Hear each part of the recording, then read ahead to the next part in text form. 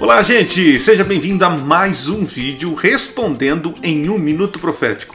Esse vídeo tem como objetivo responder as dúvidas que chegam até mim, principalmente pelo Instagram. Se você tem alguma dúvida, quer conversar comigo, quer mandar uma mensagem, tirar alguma dúvida teológica, vá lá no @Cicílio7 no Instagram e mande a sua pergunta. Sempre eu abro ali nos stories uma caixinha de perguntas, tá bom?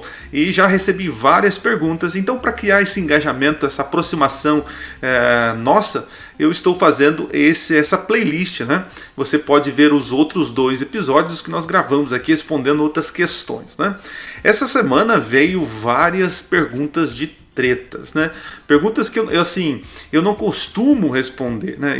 Alguns me chamam até de isentão em certos assuntos porque eu prefiro não responder. Mas como eu não quero responder aquilo que não estão me perguntando, então eu vou começar agora a dar minha opinião em algumas coisas que eu acho que deva ser relevante, tá certo? Muito bem. Então, se você não é inscrito no canal, se inscreve no canal aí, Minuto Profético, tá bom? Deixa o like aí no vídeo se você gostar e compartilhe para os seus amigos que tenham as mesmas dúvidas, ok? Então vamos lá, começando com a primeira pergunta. A primeira pergunta é o seguinte: o que o senhor achou da live do cantor Leonardo Gonçalves e do Alan Gentil, né? Várias pessoas me perguntaram isso aqui, tá? E eu vou responder com muita sinceridade, mas no final, tá bom? No final eu respondo essa pergunta aqui. Vamos para a próxima, tá? O senhor vai dar dislike na propaganda da Burger King? Não sei se vocês viram aí, né? Essa propaganda falando sobre LGBTQ+A, acho que é isso que fala, né?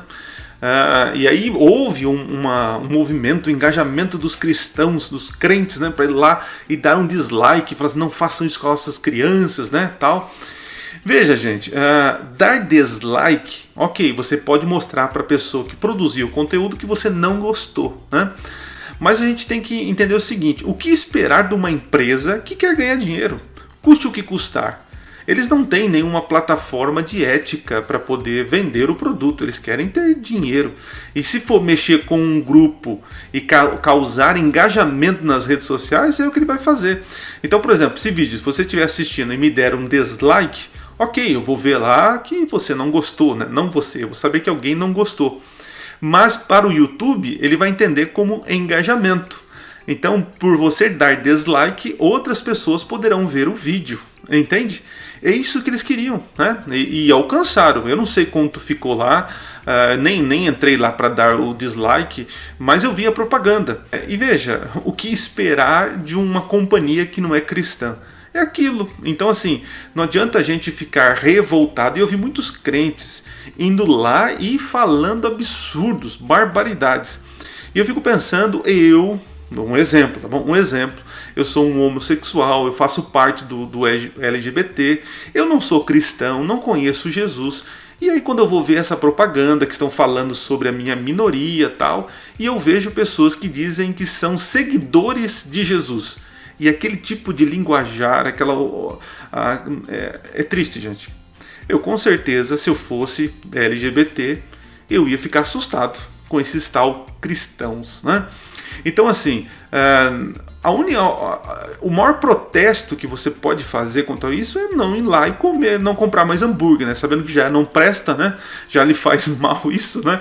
Se faz mal para a questão física o hambúrguer, a propaganda faz mal para a questão familiar, né? Então, se você quer fazer um protesto, não compre mais, não vai lá na empresa, não dá lucro para essa empresa. Eu acredito que é a melhor forma de dizer que você está insatisfeito com essa política de trabalho e propaganda, tá certo? Mas se você já deu dislike, tudo bem, mas entenda isso, não podemos baixar o nível para poder impor a nossa verdade. Nós temos que viver a nossa verdade e atrair as pessoas, porque atrair através do amor, né? Através da paciência, da bondade, né? E claro, com todo o amor, dizer a verdade que nós não concordamos com esse tipo de família que querem criar. Nós cristãos entendemos que família é pai, mãe e filhos, tá bom? Então eu penso sobre isso, tá bom? Essa é a minha opinião. O que mais aqui, ó? É errado comemorar a morte do Lázaro? o assassino. Veja, gente, é motivo de comemoração que ele foi capturado.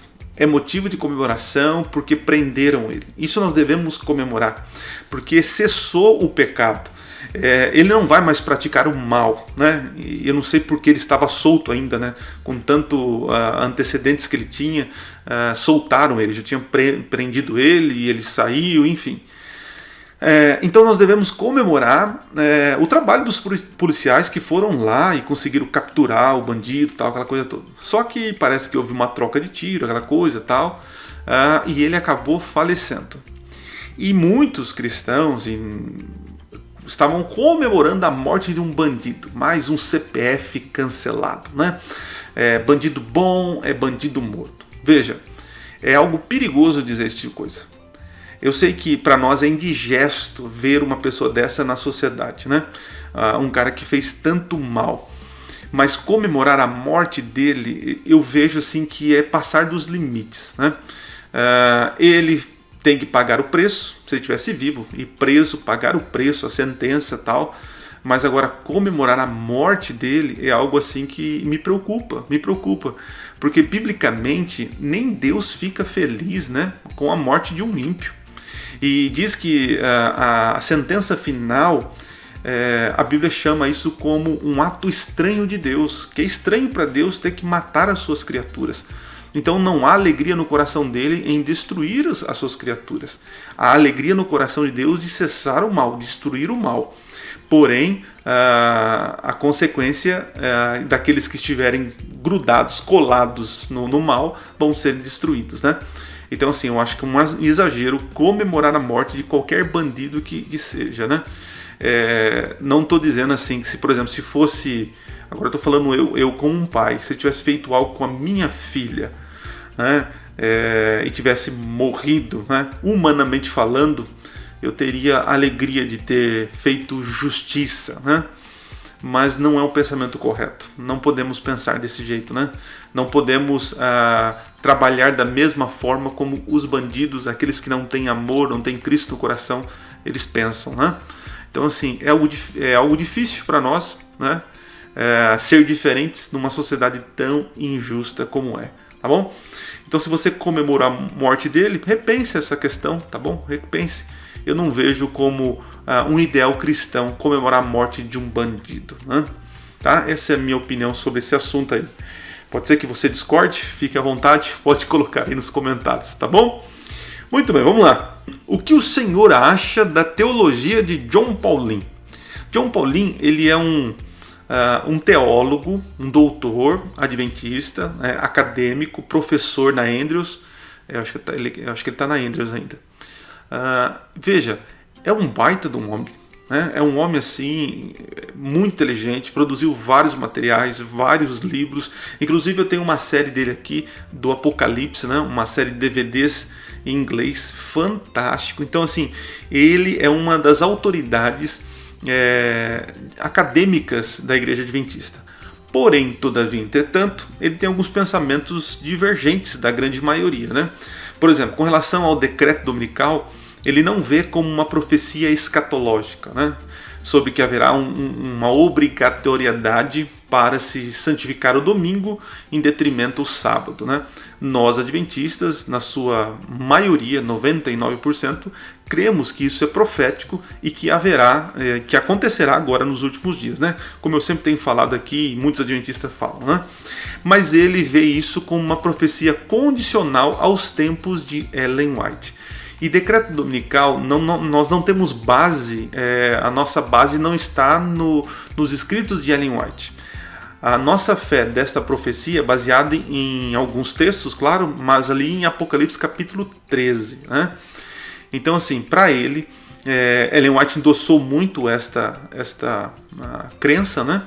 Mas na visão dele, isso era algo condicional para a época de Ellen White. E se você for no período dela, houve várias leis dominicais, né?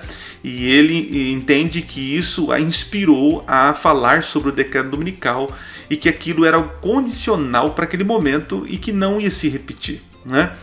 Então ele não vê a possibilidade de um decreto dominical agora, para os últimos dias, né?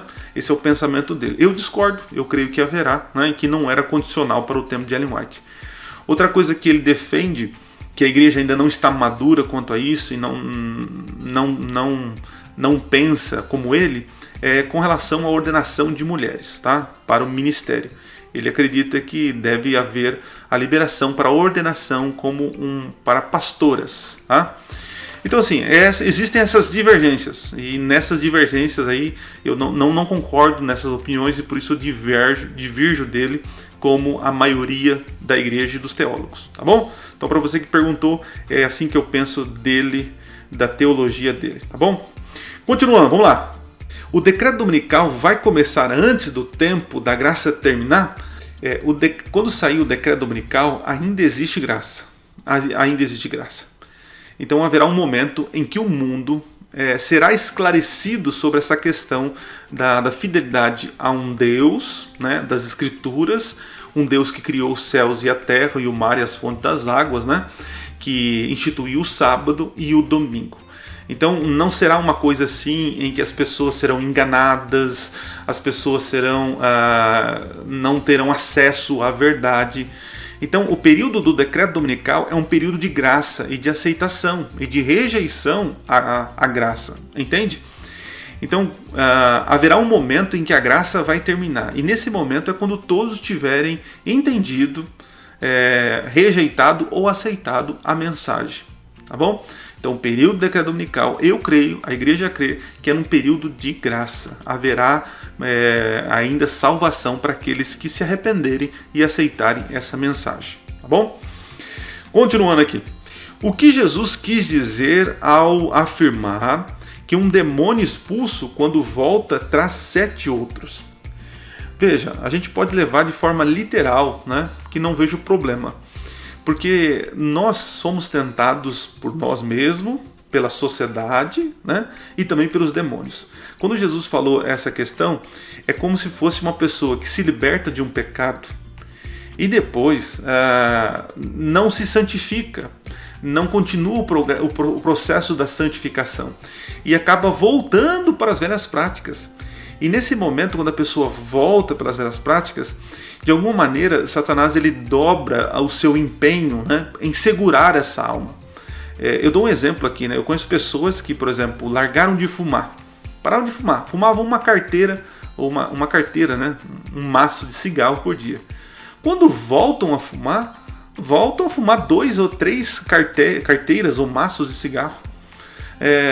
Tem pessoas que saíram do mau caminho, se converteram, mas no processo não firmaram com Jesus, e quando eles voltam, né, Pedro fala que é como se fosse alguém voltando para a lavagem, né? E é o que acontece. E aí essa pessoa ela não bebe, ela fica bêbada, ela não usa droga, ela chega a ponto da overdose, entende? Então por isso que as pessoas que uma vez libertem Jesus, elas precisam alimentar a nova criatura que existe no coração, a nova natureza espiritual, para que não dê lugar à antiga que está morrendo de fome, que uma vez que tiver uma brecha, ela vai querer saciar todo o tempo perdido, né? Segundo o pensamento da natureza pecaminosa aí, tá bom? Então é mais ou menos isso que Jesus queria dizer, tá? O que mais aqui, gente? Dinossauros, quem os criou? Como foram extintos? Eu gravei aqui com o pastor Michelson Borges um podcast e uma livecast que nós falamos tudo sobre dinossauros. Quem criou foi o próprio Deus, não existe criatura que Satanás criou, né? Foram extintos, existem algumas teorias. Nós cristãos entendemos que foi o dilúvio, tá bom? Então só para você ficar mais curioso e correr lá e assistir a nossa livecast sobre dinossauros. Se chama Apocalipse Jurássico, beleza? Vamos lá. O pastor Samuel Ramos diz para não tomar a vacina, que é do diabo. Ellen White fala sobre isso, é verdade? Veja, Ellen White foi vacinada, né? Nós temos registros que ela foi vacinada. O pastor Samuel Ramos, ele tem algumas ideias assim que é muito estranhas, né? Nada contra a pessoa dele, mas as ideias dele de alguma forma traz um certo certos problemas para a igreja, né? Ele dizer que a vacina é um negócio que aplica e aquilo vai ter controle sobre você, e aí ele vem com umas teorias, não sei o quê. Assim, eu já fui um grande seguidor de Samuel Ramos, né? Até fiz um vídeo, né, refutando o Samuel Ramos, que até tirei do canal, porque eu vi que estava tendo muitos maus frutos, né? Porque as pessoas, seguidoras, porque ele é uma pessoa muito piedosa, né? E as pessoas gostam dele, né? Ele não é uma pessoa maldosa, eu não entendo o que eu estou falando, mas eu creio que algumas interpretações dele nos levam mais a sentir medo do que esperança, né? Ele quando aborda a questão da marca da besta, vacinas e tantas outras teorias, né, que o mundo está sob controle de uma família e que não sei o que, e isso tira o foco de quem está no controle é Deus. Então não importa o que vai aparecer, quem que está dominando o mundo, o importa é que Deus está no controle. E a questão da vacina, né, a marca da besta, eu só teria a marca da besta quando eu, em pleno meu raciocínio, submeter à nova ordem mundial. E Deus não vai deixar com que você seja ludibriado, enganado. Se você é sincero, se você é uma pessoa que está buscando a Deus, não é uma vacina, não é um chip, não é um negócio que você comprar, que porque você comprou aquilo, você usou aquilo, se você tomou, colocou o chip, então agora está perdido, vai ter a marca da besta. Então para mim isso é um absurdo teológico, né? Vejo boas intenções com o pastor Samuel Ramos, mas esse tipo de interpretação, para mim, ela é perigosa, né? E tem outras divergências com ele com relação às interpretações proféticas. Porém, eu vejo assim, um homem que tenta fazer o que é certo, mas infelizmente não sei por que ainda ele continua falando sobre essas coisas aí, tá bom? E Ellen White não fala sobre a vacina agora, tal. Pelo contrário, na época dela que teve uma pandemia, ela foi vacinada. E nós não tínhamos tanto conhecimento quanto nós tínhamos da ciência naquela época, e mesmo assim ela foi vacinada e não falou que era algo para dominar a mente, algo para dizimar a população, nada. Ela foi lá e fez aquilo que todos nós devemos fazer, que é nos proteger e proteger nossos amados tomando a vacina, tá bom? Muito bem. Penúltima aqui para depois eu responder a outra lá, tá bom? A do início, para não ficar muito grande o vídeo aqui. Pastor, é verdade que Deus vai recolher aqueles que não suportar, né, que não vão suportar a perseguição? Veja, nós acreditamos nisso, né? Que os fiéis chegará um momento em que Deus ele vai dar descanso a essas pessoas, né? Em que situação e como vai ser isso, eu não sei. Eu sei que a Bíblia fala que os fiéis serão livrados daquele grande e terrível dia, né? Eu creio que haverá um grupo vivo, né? Teremos vivos antes da volta de Jesus. Esses são aqueles que de alguma forma tiveram força e tiveram um relacionamento com Deus que os fortaleceu nessa caminhada. Alguns não suportarão, né? Talvez questão física, psicológica, né? E Deus, assim, para aliviar o sofrimento, dará o descanso. Como vai ser isso, eu não sei, mas eu creio que haverá essa graça para muitas pessoas, né? Eu prefiro passar pelas coisas. Eu não quero que na eternidade, no céu, na ressurreição, alguém me conte o final da história. Eu quero viver o final da história, mas não sei se isso é o melhor para mim. Deus o sabe, então eu entrego isso na mão de Deus. Se Deus, pela sua graça, quiser me tirar antes, não faço questão, tá bom? Se Deus entender que é melhor para mim, o importante é assim, gente, é seguir o Cordeiro onde quer que ele vá e obedecer ele, tá bom? Entender que ele está no controle, não são nossas forças, não é porque eu não tomei vacina, ou eu tomei vacina, ou porque eu comprei isso, porque eu usei isso, tá? Deus está no controle. Ok? E para finalizar agora, tem outras perguntas, mas deixa para outro vídeo. O que o senhor achou da live do cantor Leonardo Gonçalves e do Alan Gentil? Muito bem. Bom, eu como ouvinte de música gospel, né, de música evangélica, eu admiro muito o cantor Leonardo Gonçalves. Ele é realmente extraordinário naquilo que ele faz, né? A trajetória de vida dele como cantor, excelente, né? Excelente. O Alan Gentil, se eu não me engano, ele não é mais pastor, né, da igreja, né, mas trabalha como um freelancer. Eu não sei como que tá a vida dele, mas ele está para fora estudando, é o que eu sei. Conheci ele, né, eu e o pastor Alan, nós trabalhamos na mesma associação, né, fui contemporâneo na faculdade. Ele é uma lenda, assim como o Leonardo é uma lenda na música, o pastor Alan Gentil é uma lenda na colportagem. Isso é verdade, tá? Colportagem, aquele rapaz é fera, tá bom? Agora, o que tem acontecido ultimamente são coisas assim estranhas, né? Bom, muitas pessoas já falaram sobre isso, então eu quero só abordar alguns aspectos que eu achei interessante. Primeiro, eu não consegui assistir toda a live. Acho que uns 25, 30 minutos no máximo eu não conseguia mais, porque a mulher lá, a doutora, que pra mim, na visão, o que ela fala, ela crê aquilo que ela fala, acho que é interessante, ela crê naquilo que ela fala, né? Então, assim, na visão dela, ela está corretíssima, mas nós que temos uma outra visão, isso choca as coisas que foram ditas, né? E me impressiona muitas vezes as caras das pessoas que estavam lá, né? Olhando, sorrindo. Eu fiquei constrangido pela situação, né? Então, assim, eu trazer alguém aqui no meu canal para falar de feminismo, eu posso fazer, e isso eu acho bonito, o diálogo, mas monólogo não. Eu gravei recentemente um podcast chamado Diálogo sobre Marxismo. E eu trouxe um professor aqui, adventista, que estudou e manja da questão do marxismo. E ele aqui falou tudo sobre marxismo, e eu sempre contrapondo segundo o que a igreja pensa. Olha só, Marx pensava assim, tal, nós pensamos assim. Eles falam isso, mas nós pensamos dessa maneira. E faltou isso, gente. Foi um pecado crasso, né, o Leonardo não ter feito isso, né? Abriu espaço para ela vomitar toda aquela teologia que é uma teologia não bíblica, né? Então, assim, por um lado foi positivo, questão do diálogo.